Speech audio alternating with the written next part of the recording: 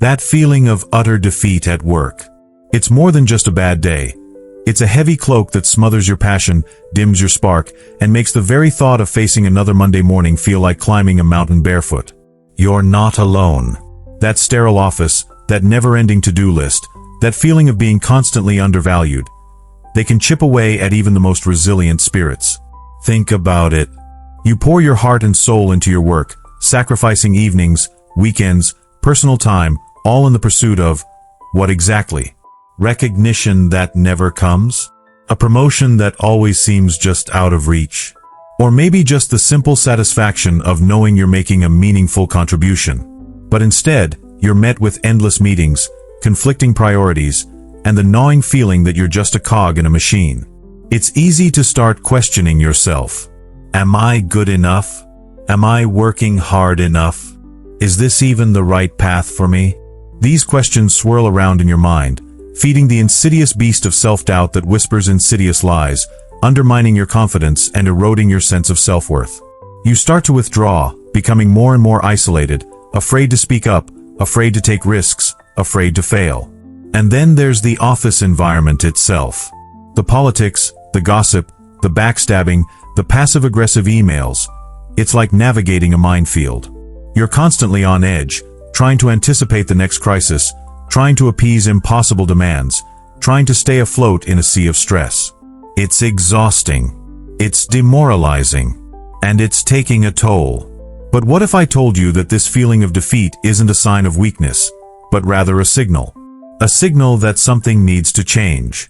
A signal that you need to reevaluate your priorities, reassess your boundaries, and reconnect with your own inner strength. This isn't about throwing in the towel. It's about learning to fight smarter, not harder.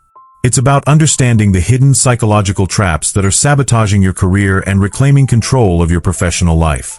It's about transforming setbacks into stepping stones and rediscovering your passion, your purpose, and your power. Because you deserve more than just surviving. You deserve to thrive. The insidious part about feeling defeated isn't just the emotional weight. It's the psychological mechanisms at play, silently reinforcing this state.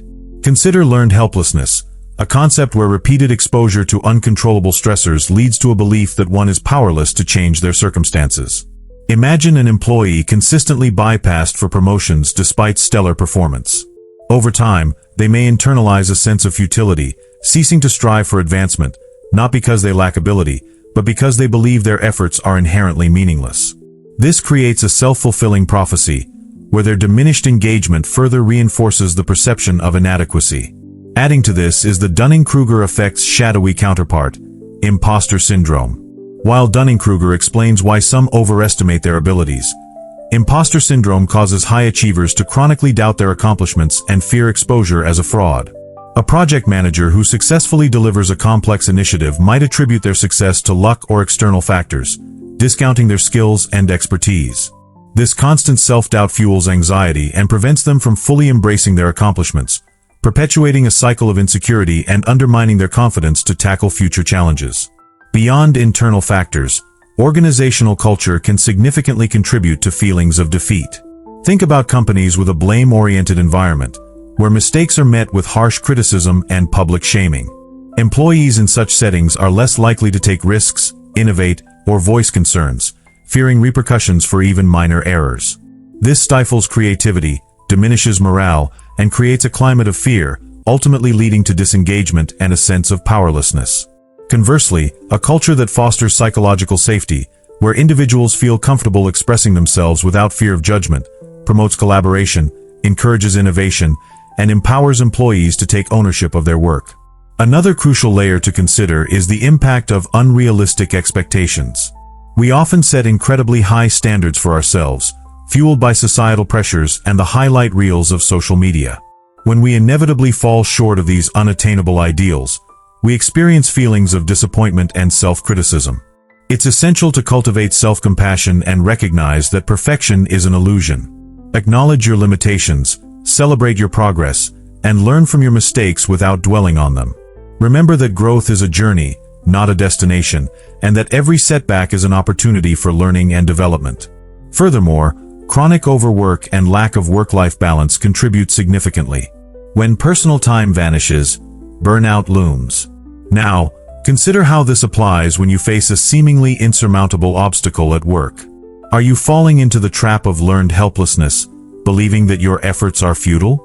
Are you dismissing your accomplishments due to imposter syndrome? Are you operating in a toxic environment that stifles your creativity and undermines your confidence? By recognizing these psychological patterns, you can begin to challenge them and reclaim control of your professional life. Reflecting on this journey so far, consider the interwoven tapestry we've begun to weave. It's not merely a collection of isolated threads, but a rich fabric where each color, each texture, influences the overall design.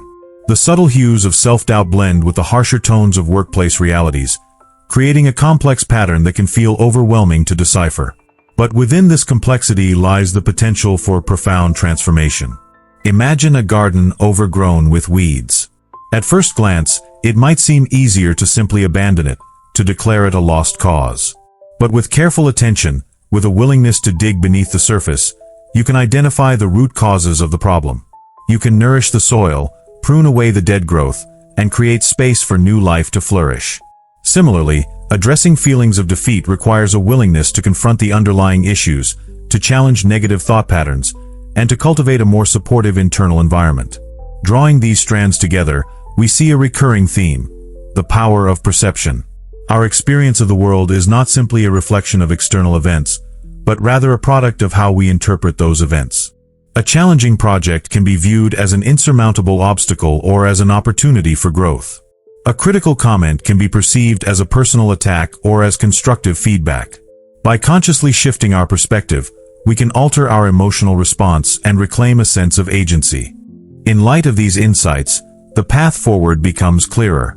It's not about magically eliminating all workplace challenges, but about developing the resilience and the strategies to navigate them effectively. It's about learning to recognize the early warning signs of burnout, to establish healthy boundaries, and to prioritize self-care. It's about cultivating a sense of purpose and meaning in your work, and about connecting with colleagues who offer support and encouragement. As we pivot towards the final reflection, consider this: you are not defined by your setbacks. You are not a failure simply because you have experienced feelings of defeat. You are a work in progress, a constantly evolving individual with a capacity for growth, resilience, and profound transformation. The tools and insights we've explored are not a quick fix, but rather a compass to guide you on your journey. The final destination is not a place of perfect happiness or effortless success, but rather a state of inner strength, self-acceptance, and unwavering belief in your own potential. The garden is not yet fully in bloom, but the seeds of change have been sown. The tools for healing are multifaceted, each addressing a specific aspect of the feeling of defeat. Cognitive restructuring, a cornerstone of cognitive behavioral therapy, CBT, allows you to challenge negative thought patterns. When you find yourself thinking, "I'm not good enough," ask yourself, what evidence supports this thought? What evidence contradicts it? Are there alternative explanations for the situation? By questioning the validity of your negative thoughts, you can weaken their power and create space for more balanced and realistic perspectives. Mindfulness practices, such as meditation and deep breathing exercises, can help you to cultivate a greater sense of awareness of your thoughts and emotions without judgment. When you feel overwhelmed by stress or anxiety, take a few moments to focus on your breath. Observe your thoughts as they arise and pass, without getting caught up in them. This allows you to create a sense of distance between yourself and your emotions, giving you the space to respond more effectively. Boundary setting is crucial for protecting your time, energy, and emotional well-being. Learn to say no to requests that are unreasonable or that drain your resources.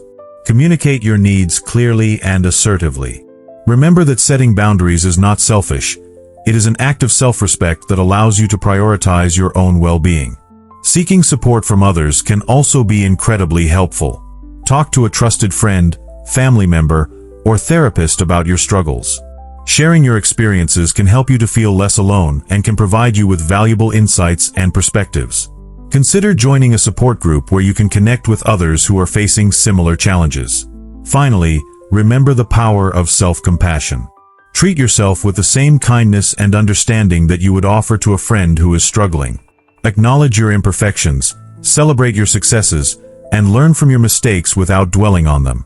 Cultivate a sense of self-acceptance and remember that you are worthy of love and respect, regardless of your accomplishments. Embrace these tools not as a checklist of tasks, but as a holistic approach to nurturing your inner resilience. Experiment with different techniques to find what works best for you. Be patient with yourself, and remember that progress is not always linear. There will be days when you feel like you are taking steps backward, but don't let that discourage you. Keep practicing, keep learning, and keep believing in your capacity for growth. The ability to heal lies within you, waiting to be awakened.